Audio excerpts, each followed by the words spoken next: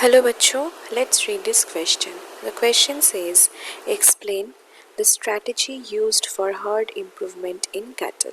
तो हमको क्वेश्चन में पूछ रहा है कि कैटल्स में हर्ड इम्प्रूवमेंट का स्ट्रैटेजी क्या है। तो इस क्वेश्चन का की कंसेप्ट है heard improvement strategy in kettles. तो हर्ड इम्प्रूवमेंट से हम क्या मीन कर रहे हैं कि इसका जो जेनेटिक कॉन्स्टिट्यूशन है वो जेनेटिक मेरिट हम इंक्रीज कर सकते हैं, रिप्रोडक्टिव हेल्थ इंक्रीज कर सकते हैं, बेटर रिप्रोडक्टिव हेल्थ ला सकते हैं कैटल में। तो इसे कहते हैं हर्ड इम्प्रूवमेंट, ताकि ये बेटर यूज्ड होता है ह्यूमन वेलफेयर में।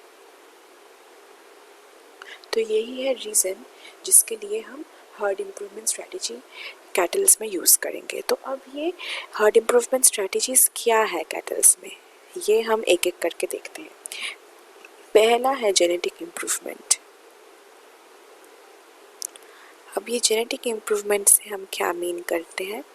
जेनेटिक इम्प्रूवमेंट मतलब हम इम्प्रूव करेंगे कैटल्स का जेनेटिक मेरिट।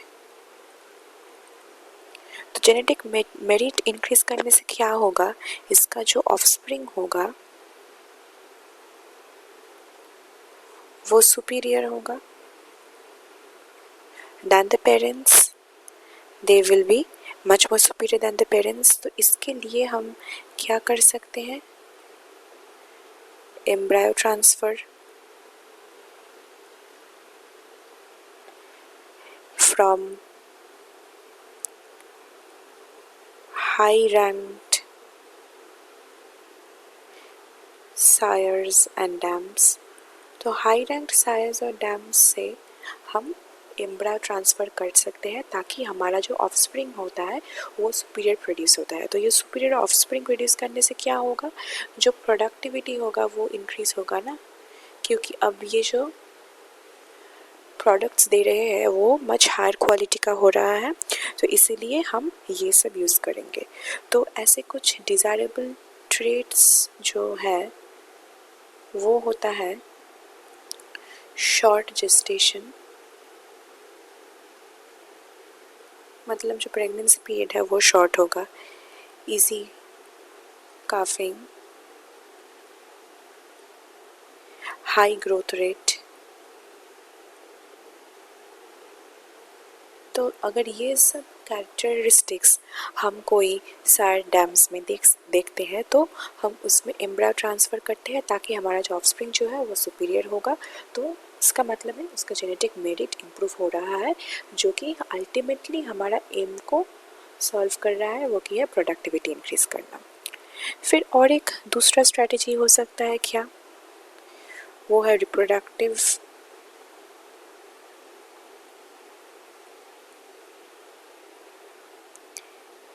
टेक्नोलॉजीज़। तो रिप्रोडक्टिव टेक्नोलॉजी एडवांसमेंट करने से क्या होगा, इसके लिए हम MOET यूज़ कर सकते हैं।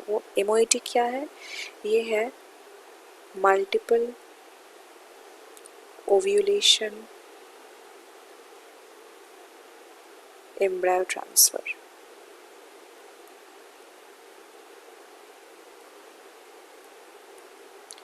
तो मल्टीपल ओव्यूलेशन एम्ब्रायो ट्रांसफ़र हम क्यों करेंगे? ये मल्टीपल ओव्यूलेशन एम्ब्रायो ट्रांसफ़र करने से क्या होता है, it increase the heard size in a short time. मतलब बहुत ही कम समय में हर्ड साइज जो है वो ज़्यादा बढ़ जाता है। और MOET से एक फैसिलिटी जो हमको मिलता है वो क्या है, high milk yielding females and high quality meat yielding bulls. तो ये हमारा डिज़ायरेबल ट्रेट्स है। तो ये MOET हमारे ये सब फीचर्स अचीव करने में हेल्प करता है। तो रिप्रोडक्टिव टेक्नोलॉजी इंक्रीज करने से, एडवांसमेंट करने से भी हमारा हार्ट इम्प्रूवमेंट हो सकता है। फिर क्या हो सकता है, हार्ट हेल्थ जो है वो अगर ठीक रहे और वेलफेयर ठीक से हो तब भी हमारा हार्ट इम्प्रूव हो जाएगा। तो ये हम कैसे कर सकते हैं, ये हम कर सकते हैं पहले by keeping a closed heart. What do we mean by closed heart? इसका मतलब है हम डिजीज स्प्रेड को प्रिवेंट करेंगे। एक कैटल से दूसरे कैटल में कोई डिजीज नहीं होगा, तो इसलिए हम क्लोज्ड हार्ट रखेंगे ताकि कोई एनिमल्स मिक्स ना हो। फिर हम क्या करेंगे, रेजिंग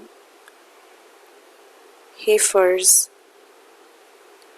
प्रॉपर्ली। ये हम क्यों करेंगे, ये हम करेंगे ताकि जो ऑफस्प्रिंग्स है वो सुपीरियर हो। वैक्सीनेशन बहुत ही इम्पोर्टेंट एक स्ट्रैटेजी है। वैक्सीनेशन करने से डिजीज़ फ्री कैटल्स हम मिल पाएंगे, तो वैक्सीनेशन बहुत इम्पोर्टेंट है। फिर एनवायरमेंटल कंडीशंस को हम ठीक ठाक रखेंगे।